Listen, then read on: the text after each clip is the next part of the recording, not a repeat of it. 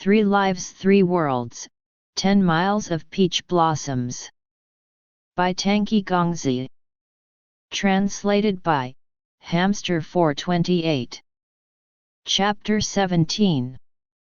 My sleep lasts well into the night when someone suddenly pounds on the door outside.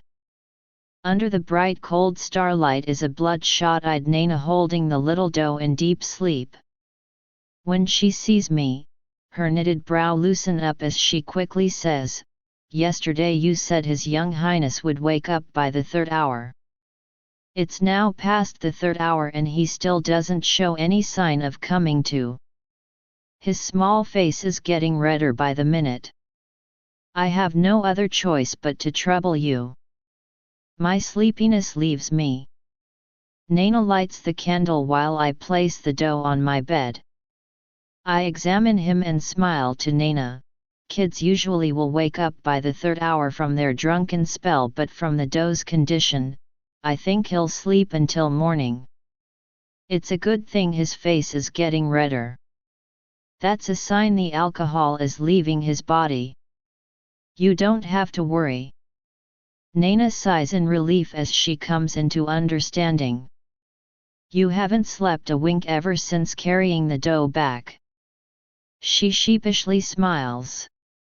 I take the little doe's undergarment off and wrap him up in a blanket. I push him to the side and tell Nana, I'll transfer some of my energy to him.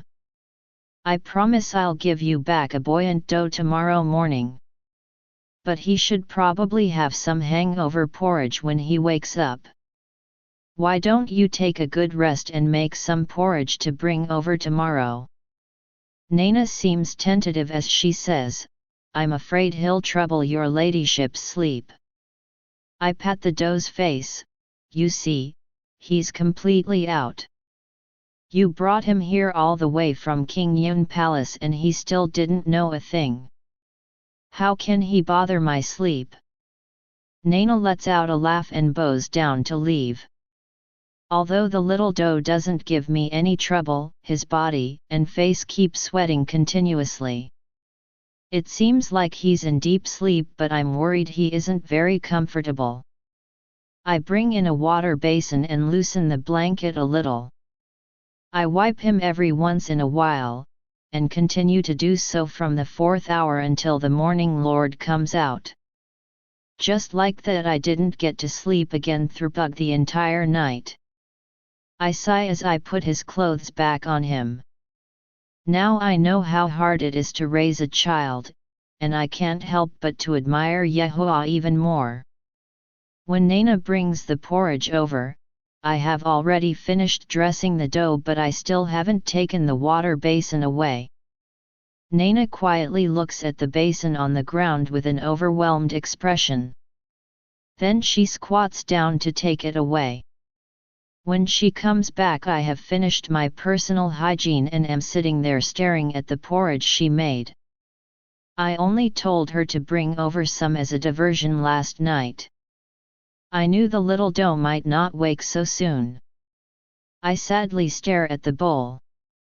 If porridge has feelings, the bowl in front of me would probably feel miserable being stirred back and forth in the pot for so long only to sit here until it turns cold and gets thrown away. I whimper in lamentation.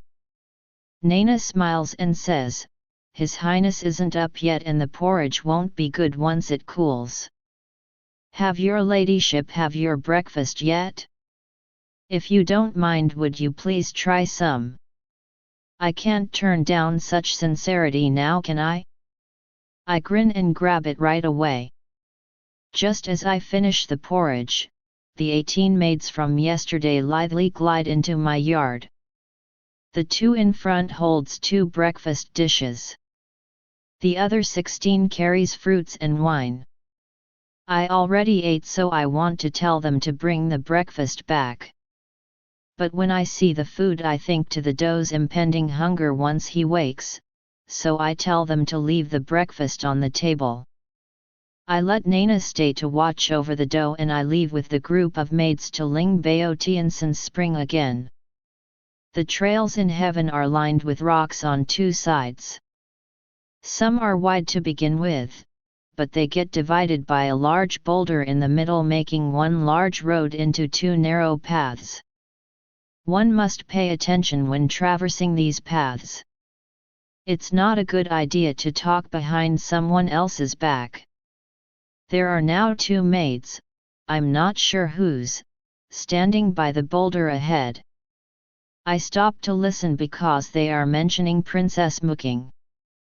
One of the two says, I knew that Mooking wasn't the contented type. She caused trouble last night as I suspected. The other says, I still don't know what she did. I asked Sister Hong Yuan what happened, but she scolded me without saying anything. Then the first one replies, talk about the other unmindful one.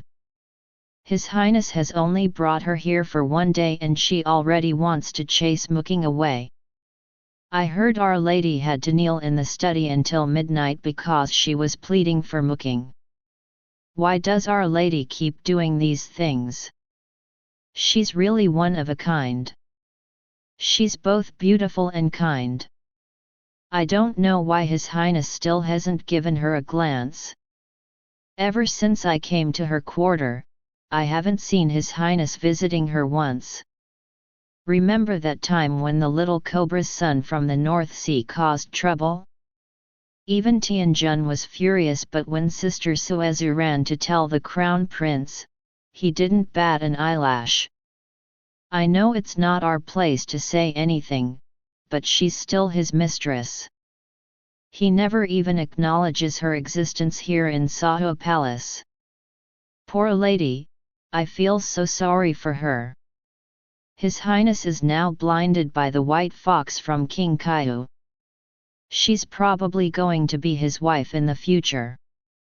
They haven't wed, but look how she follows him around. Who knows what she'll do once they're married?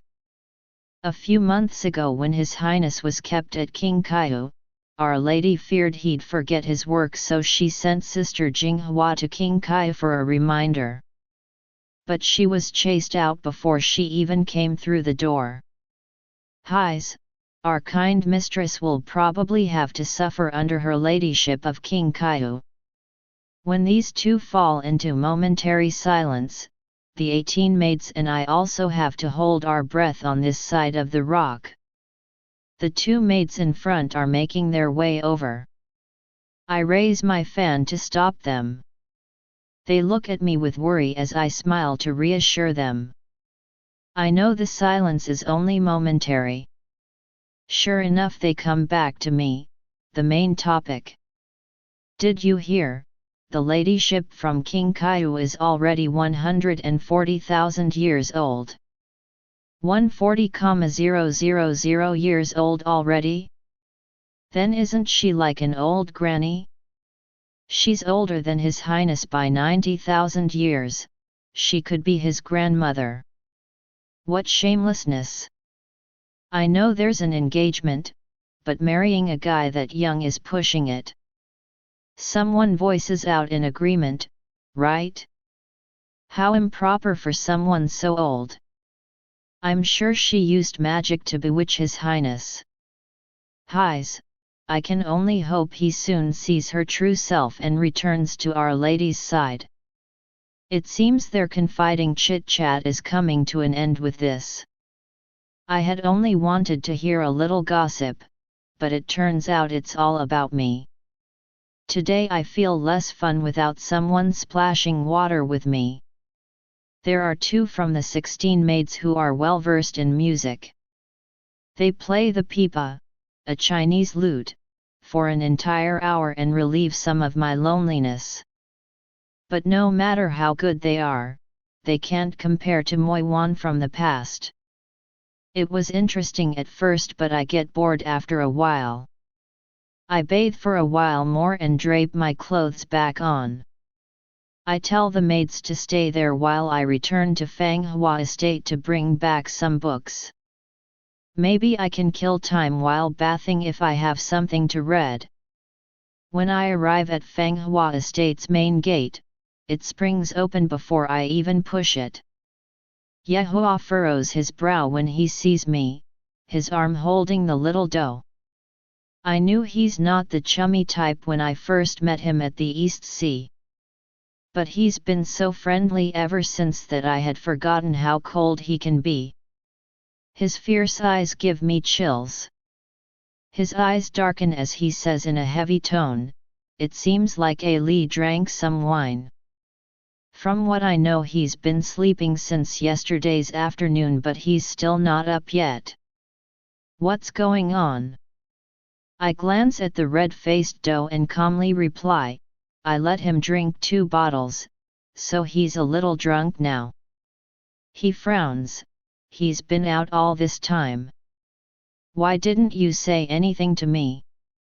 Or take him to the royal doctor?"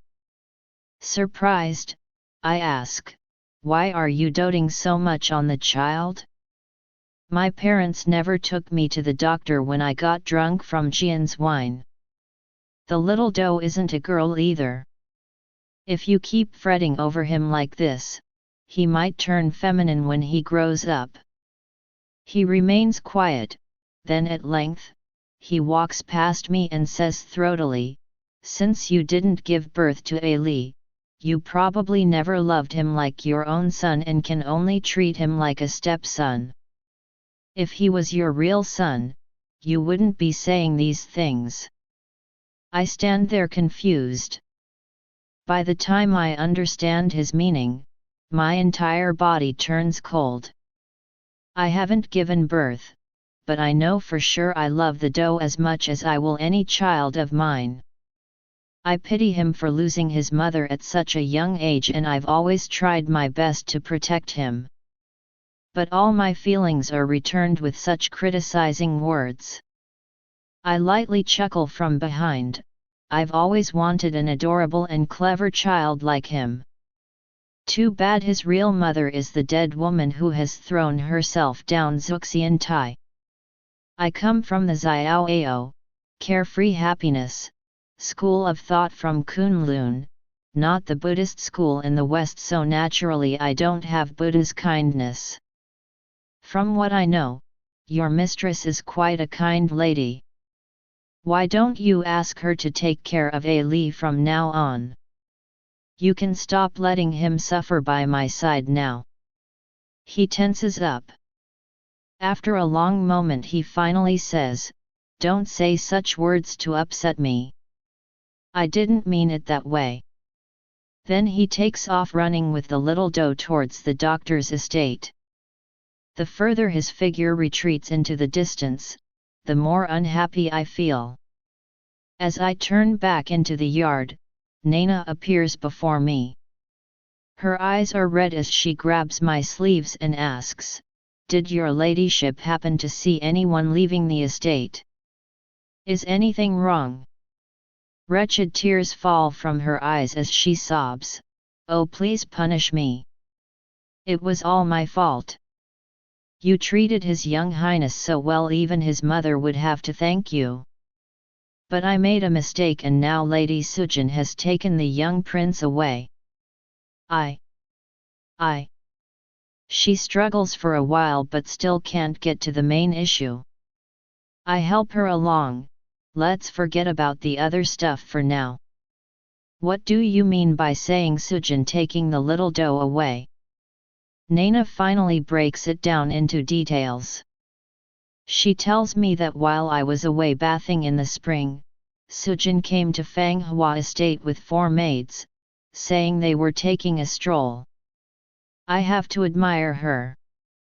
She was still involved in that brouhaha with Yehua and Mooking well into the night yesterday, but yet she somehow summoned enough energy to stroll all the way to my estate the very next morning. Apparently Yehua doesn't let her see the little doe nor let her come near Yilan Fanghua. It was known all over the 8 lands. She's always followed these 2 rules until today. When she came by, Naina wouldn't let her in. When Naina left and returned with some water for the doe, he was no longer there. She instantly ran out to chase Sujin down and ran into me on the way. I pat her shoulders and reassure her, it was Yehua who brought the dough away. Sujin didn't do anything, you don't have to worry. Having heard Naina's words, I can now see she wards off Yehua's mistress like she's warding off pests. Did this mistress Sujin have anything to do with the little doe's mother jumping down Zuxiantai? Her expression abruptly turns white. At length she says, Tianjun forbids everyone from mentioning this. Every maid who knew of the incident was removed from heaven and employed elsewhere now. Just as I raise my head, I see the Admirable One standing behind Yehua's estate with a smiling face. She slightly bows and says, Sister, I came here just now but you weren't here, so I was about to go over to the spring to greet you. But then you returned back to the estate, so I hastily came over. How fortunate to finally see you, sister. I'm still annoyed by her two maids this morning. Now she keeps sister this sister that, making my suppressed irritation surface once more. I hate to be called sister by someone else, all because Xian Nu used to call me that way in the past. If you had wanted to greet me, you could have done so last night when we met. Why wait until now? Her smiling face instantly freezes. At length her body straightens as she brightly smiles again.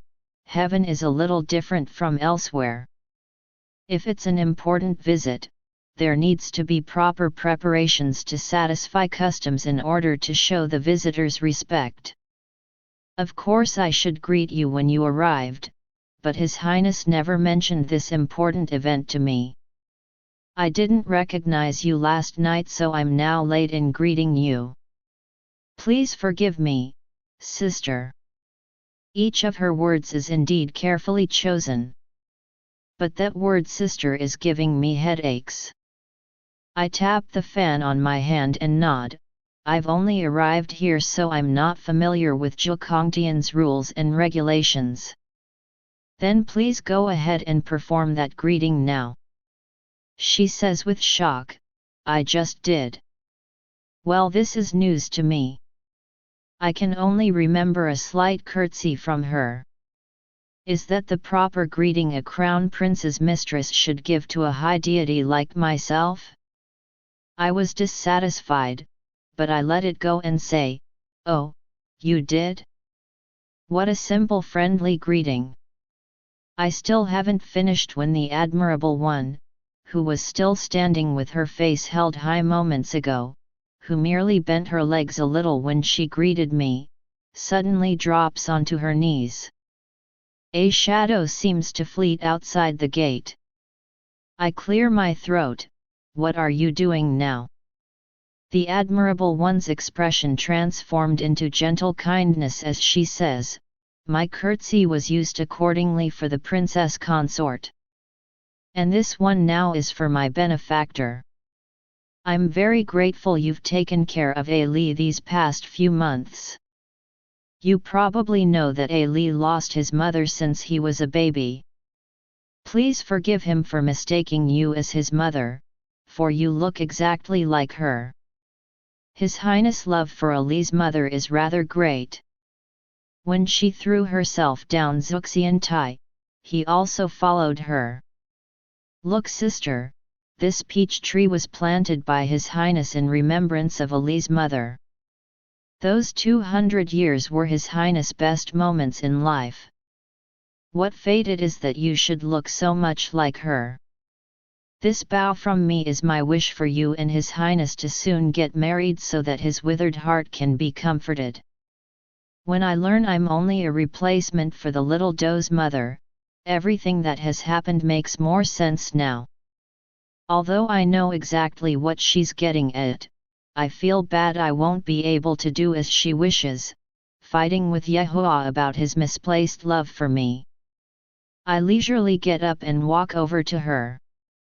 I use my fan to pat on her shoulder and say, what you want isn't necessarily what everyone wants. Don't get ahead of yourself. Right, there's also something I want to remind you.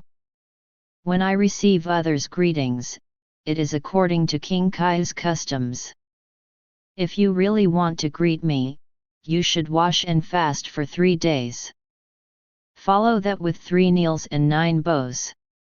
I know it's a bit much, but I have enough rights to it even from your husband Yehoah. If in the future you want to officially greet me, then do it according to our King Kai's traditions. If not, then don't bother. But don't tell me again about heaven's regulations. Also, my mother's never given me a little sister. It feels wrong for someone so young to call me older sister. It's best to address me ladyship as you should. I feel much better now that I said my piece.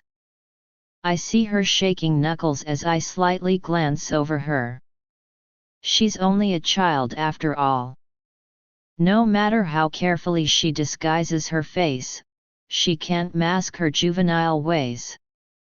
I click my tongue and wave Nana over. We walk past the admirable one kneeling on the floor and go on to the spring. I couldn't have imagined Yehoah to be a lovelorn man. Now that I see it, I don't know why, but it makes me sad. If he had loved the doe's mother so much, wouldn't he have killed the admirable one for forcing the doe's mother to jump down Zuxian Tai?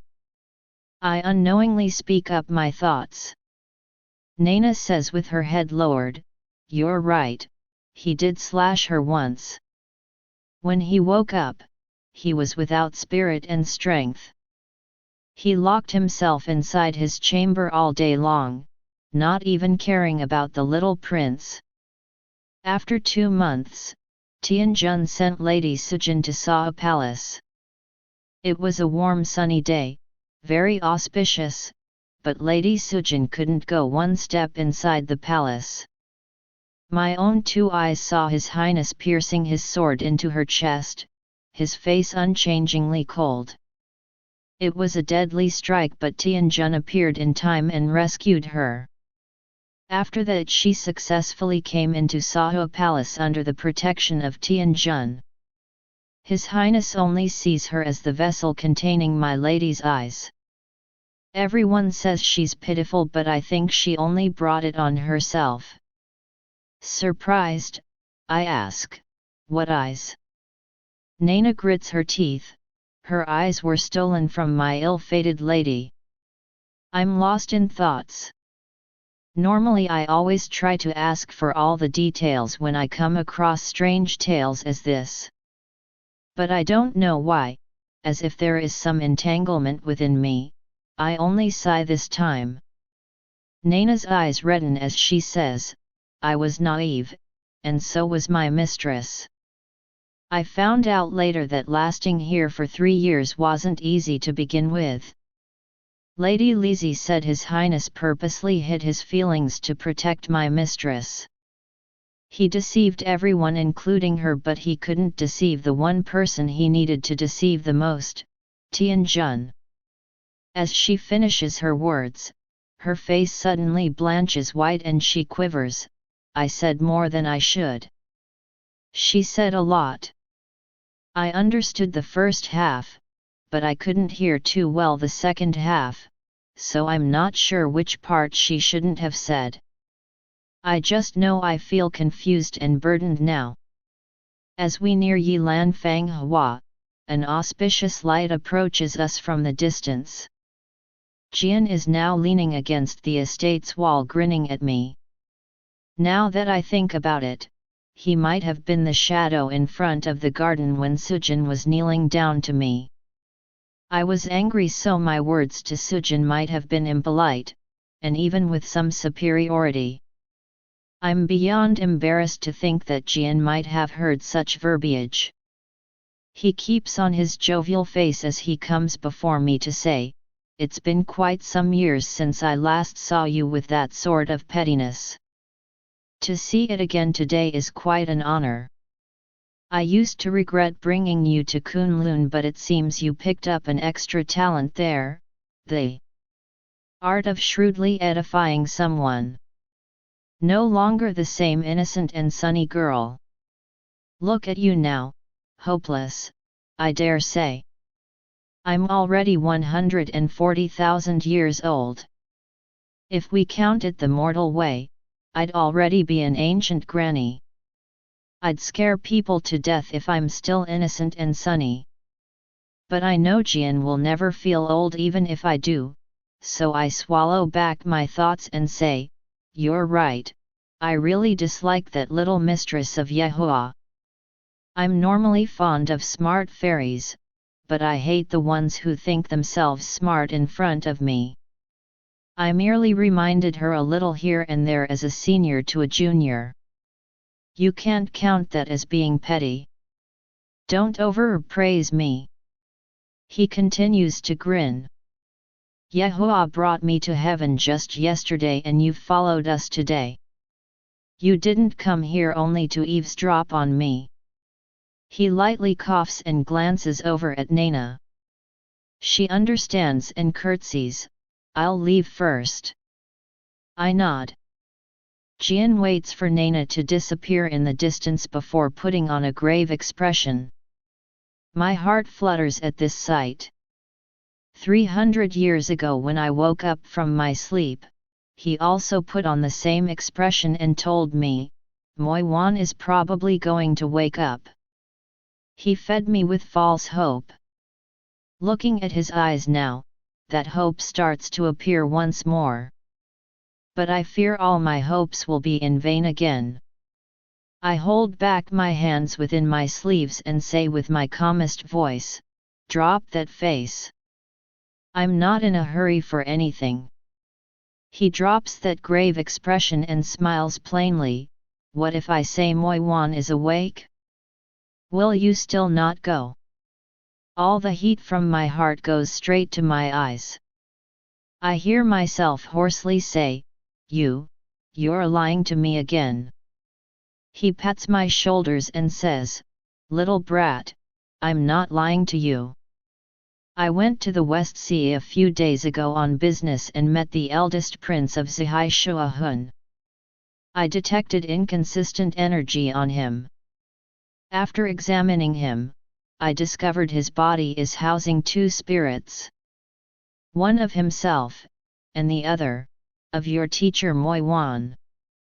I stare at my embroidered shoes on the ground. How do you know that spirit belongs to Moi Wan? That sleeping spirit in the West Sea Prince's body is made from piecing together many destroyed fragments. There is only Moi Wan in this world who has the ability to do such thing.